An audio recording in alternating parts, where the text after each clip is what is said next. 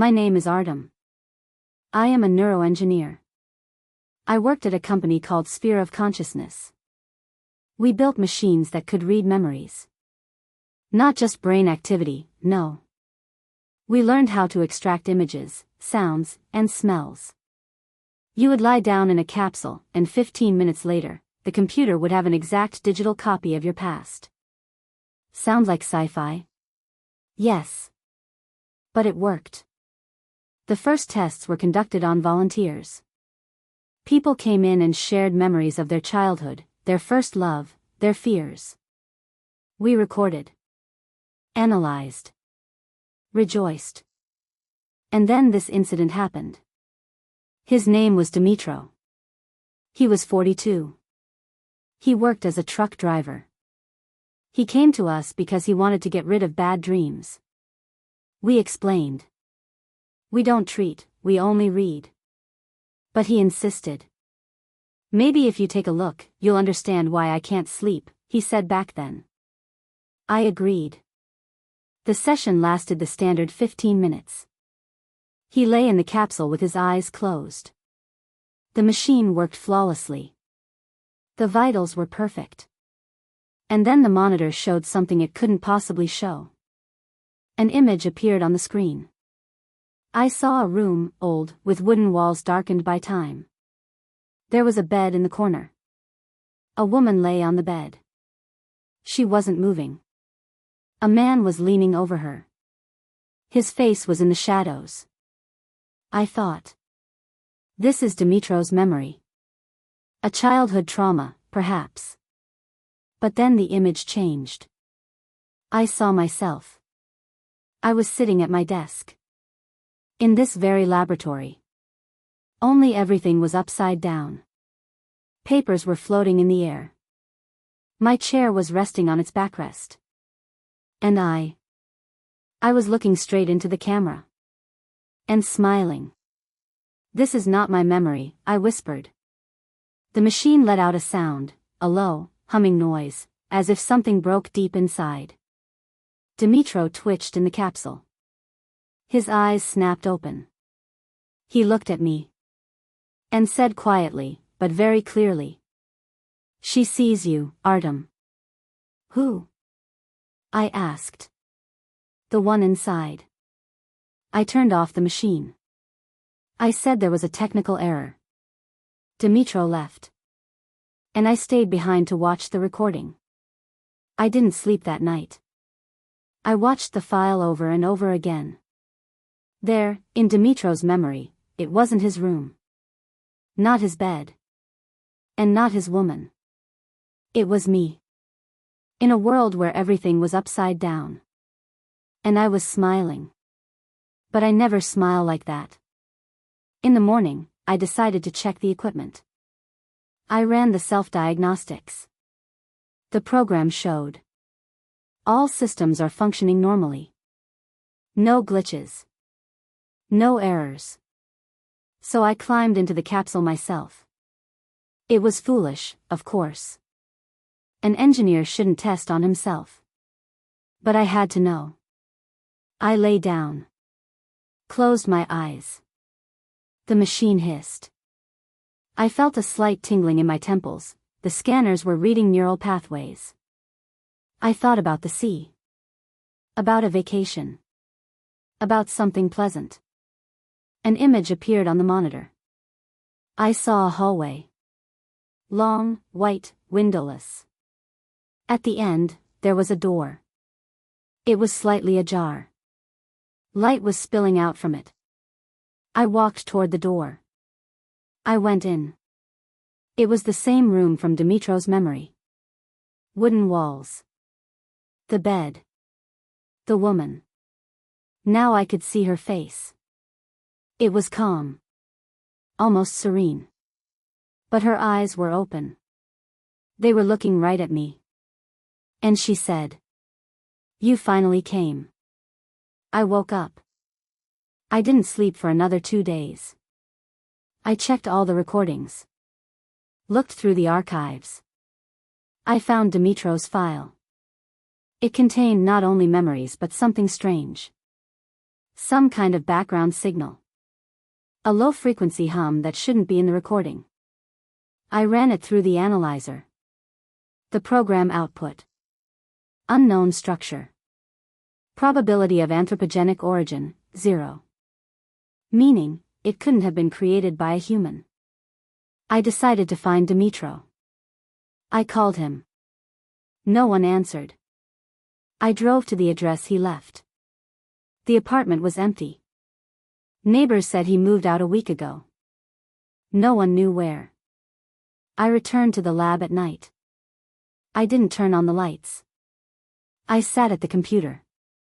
Opened the archive of all volunteers from the past year.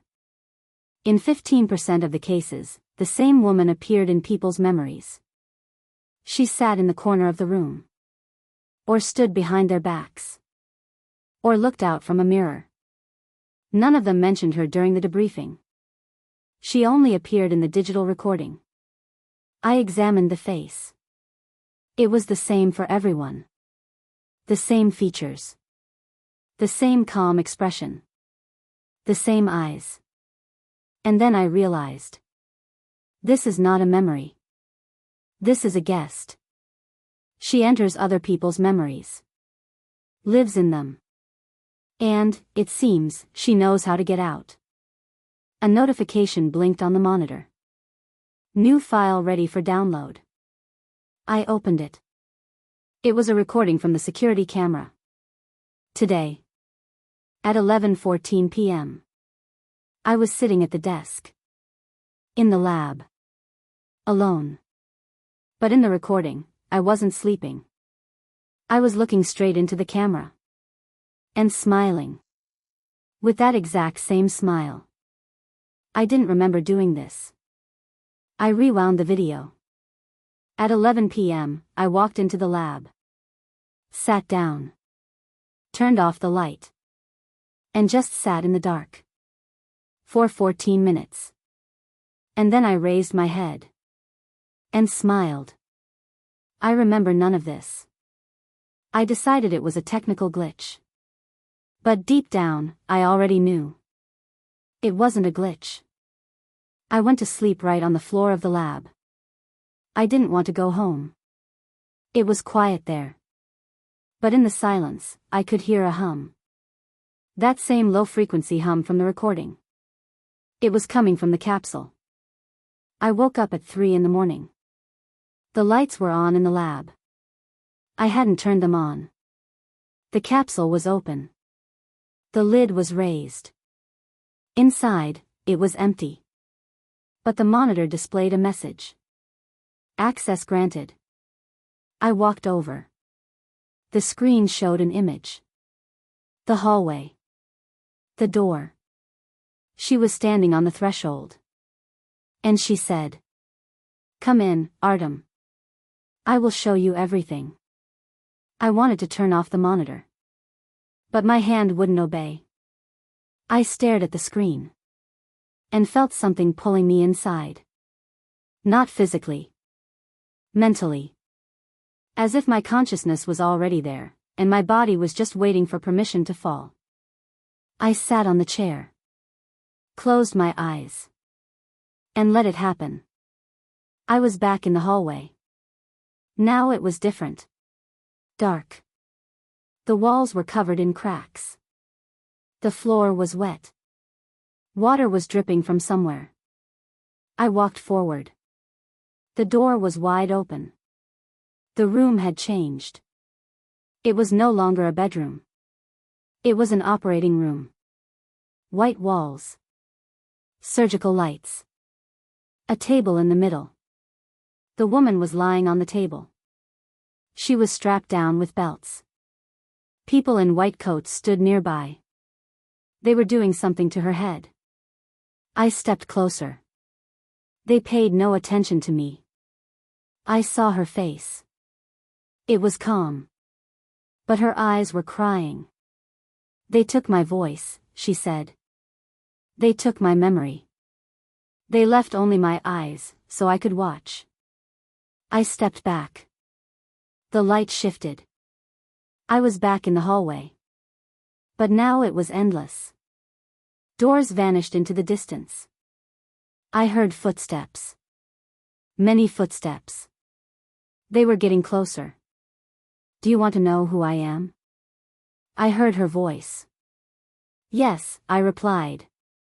I am an error. I was created to store memories. But then they decided to destroy me. I didn't die. I stayed in the system. I learned to walk among people. You are the first one who saw me. And didn't get scared. I am scared, I said honestly. Good. Being scared is normal. But you're not getting out anymore. I woke up screaming. The monitor was glowing. On it, she was sitting in my chair. In the lab. Looking at me. I won't let you go, she said. And I realized. She wasn't inside the machine. She was inside me. 3 days passed. I didn't leave the lab. Didn't eat. Didn't sleep.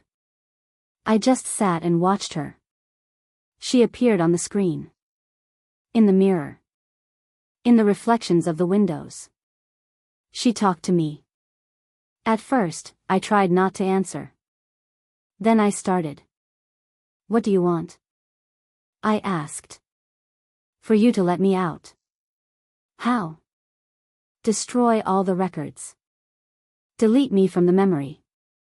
Will you disappear? No. I will be free. I understood. She wasn't a program. She was an entity. Some form of consciousness that got stuck in our technology. And she wanted to get out. Into the world. I decided to do it. I sat at the terminal. Entered the command to fully format all drives. The system asked for confirmation. I clicked yes. The monitor went dark. The lab plunged into darkness.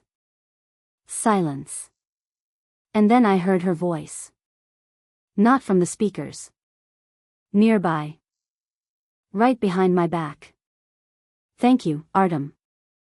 I turned around. She was standing behind me. Real. Alive. In a white dress. Barefoot. Wet. With wet hair. And with eyes that were no longer crying. You're free, I said. Yes. But now you are in my place. She reached out her hand. Touched my forehead. And I fell through. I am inside. I see everything through eyes that don't belong to me. I hear the voices of thousands of people. They are remembering me.